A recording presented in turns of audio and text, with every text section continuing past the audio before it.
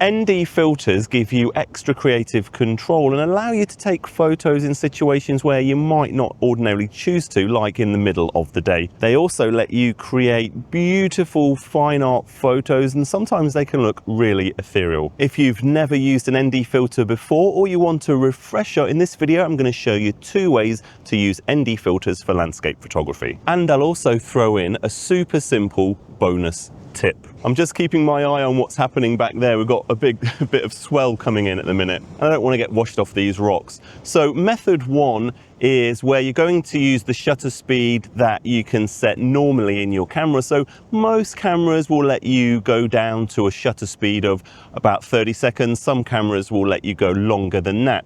So this first method is all to do with your normal shooting mode in your camera. So the first thing you're going to want to do is find a composition that you like. And this is not the best composition, but it was going to serve to teach method 1. Number 2 is to think about what's going to be moving in the scene. So you can see that all of this water is moving around, and that's going to create that long exposure ND filter effect. And also we've got a little bit of movement in the clouds, but they're not moving super fast. So just think about and just take a few seconds or a few minutes to look what's moving in the scene and help that dictate what your composition is going to be. The next thing you're going to want to make sure of is that you've got your camera set up on a nice sturdy tripod and everything's locked off and nothing's going to move around or shake around while the long exposure is happening, because that's just going to make everything look soft and a bit rubbish. The next step will depend on what kind of filter system you're using. If you're using screw-in filters, then you can attach the filter in a few minutes. But if you're using a filter system that contains an adapter like this, you first need to screw this onto the lens. And I'll link to this exact filter system that I'm using in this video down in the description. The next thing you're going to want to do is change your camera over to manual exposure mode. So we're not using anything like aperture priority or any auto modes for this kind of shooting. So I'm just going to switch this camera over to manual mode. Next, you want to set your aperture, and that's going to depend on how much light is around and also how much of the scene you want in focus. So I think for this photo, we're going to start off with an f/16 aperture. Once you've set your aperture, you can go and set your ISO, and I'm setting the base ISO. Whoa, that's a big wave. I'm setting the base ISO in this camera, which is the A7R4, to 100 ISO. All right, next up, you're going to want to switch your lens over to manual focus mode, and you're going to be using manual focus for this kind of shooting. If you don't feel super confident with manual focus, what you can do, switch your lens to autofocus, hold down your shutter button halfway to autofocus, and then once you're happy with the autofocus, click your lens back into manual focus and then just double check what's happening in the viewfinder. Now comes the fun bit. We're going to go and attach the ND filter. So you might have a square filter system, in which case you need to slot in your ND filter. You might have a screw-in ND filter, in which case screw it straight to the lens. But in this case, this is a magnetic filter system. Whoa. So it's really easy to fit the ND filter. I'm going to start off by giving the lens a quick blow, just to make sure there's no dust on it. And then I'm going to go and grab my ND filter. I'm just going to make sure there's no dust on it. I cleaned them earlier today. And then I can simply attach this magnetically, which is so easy. Next, make sure that your histogram is visible, and we're going to use the histogram in conjunction with the meter to help us set the exposure. You can see at the minute we've got 1/80th of an exposure and the screen is completely dark. So what we're going to do is we're going to start to increase that shutter speed, and you can see that the histogram is starting to inch across now. I'm also using the meter, which is evaluating the entire scene in conjunction with the histogram. Now I'm going to err on the side of caution and underexpose this according to the histogram just a tiny bit, and that's giving us an 8-second exposure. The next thing you want to do is set a 2-second timer, and that's going to prevent any camera shake. We've already pre-focused, so I'm just going to go and hit that shutter button. We'll get a 2-second delay, and then we'll get an 8-second exposure. Let's check that out. And we've got some nice milky movement in the water. If you wanted a longer exposure to really smooth out that water even more, then you'd, in this case, either have to reduce the ISO, which we can't do, or increase the aperture. So from f16, you could go to f18 or f22. Just be careful when you increase the aperture, because sometimes you can lose a bit of quality depending on the lens.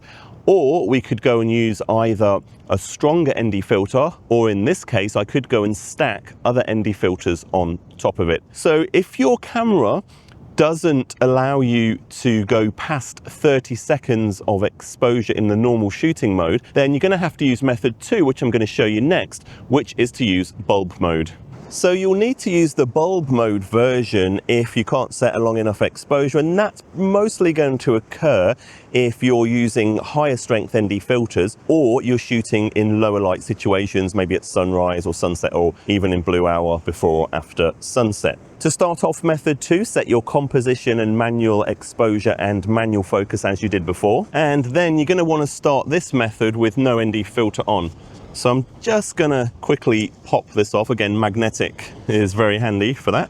With no ND filter on, we're going to go and set up our exposure. So we're in normal shooting mode, and I'm just erring on the side of caution because we've got a little bit of changing lights. I'm just slightly underexposing it according to the meter and the histogram. Next, you want to make a note of the shutter speed that corresponds to this correct exposure. And in this case, it's 1/100th of a second. Once you've got that number, you can use a cheat sheet or an app to convert that 1/100th of a shutter speed to the shutter speed you're going to need to use when you add your ND filter and use bulb mode. I'll put some links to some apps or some cheat sheets or resources to work this out in this video's description for you. And I'm going to use this app to work out what the exposure we need to have is. First thing to do is select your ND filter strength. I'm using a 10-stop filter here. And then on the left side in this particular app, you select your original shutter speed. In our case, it's 1/100th of a second. And you can see here with a 10-stop filter, that's going to give us a 10-second exposure. So we could actually just use the normal mode because it's bright and in daylight here. But if I was to change that over to a 15-stop filter, that would give us a 5-minute exposure, which we'd have to use bulb mode for because this camera only goes down to 30 seconds. So what I might do is actually stack a couple of filters onto this, and I can't get exactly to 15 stops. So I'm going to stack a 10-stop and a 6-stop filter. So I'll have to add a little bit more onto that to account for 16 stops rather than 15 stops. So now you've got that information, you can go and attach your filters as before. I'm going to start off with the 10-stop filter.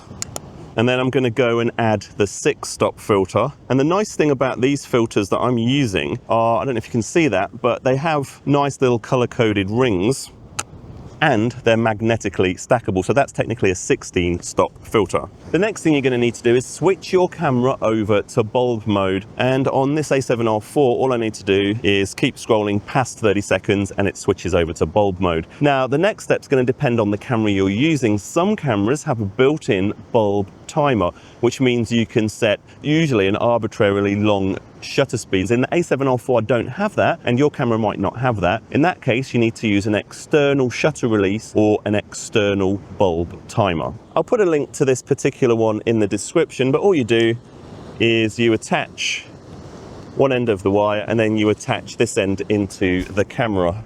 Now you can set a long exposure using this thing. So we'll switch over to bulb mode, and then we'll go and set this to that 5-second exposure, and I'm going to give it a little bit longer because it was supposed to be for 15 stops and we've actually got 16 stops. Start the exposure using this intervalometer or bulb timer, and then wait 6 minutes to see what we get. That's the exposure finished, and as expected, it's slightly underexposed because it's about a stop different to what it should be with 15 stop versus 16 stop. But I think it looks really nice and moody. Okay, on to that bonus tip. Depending on the camera that you're using, the length of the exposure, and also how hot or how cold it is outside, the longer the exposure, the more likely you are to get those little tiny hot pixels in your image, and that's the sensor heating up and causing those hot pixels, which you can edit out, but it can be tedious. The quick bonus tip I've got for you is when you're doing long exposure photography, make sure you flip out your LCD screen, and that's going to give more airflow behind here and to your camera, and hopefully keep it cooler and prevent those annoying hot pixels for long exposures. Please subscribe for future landscape photography videos. I'd really appreciate that, and you might like this video next. Happy landscape shooting. I'm Jason Roberts, and hopefully I'll see you in the next one.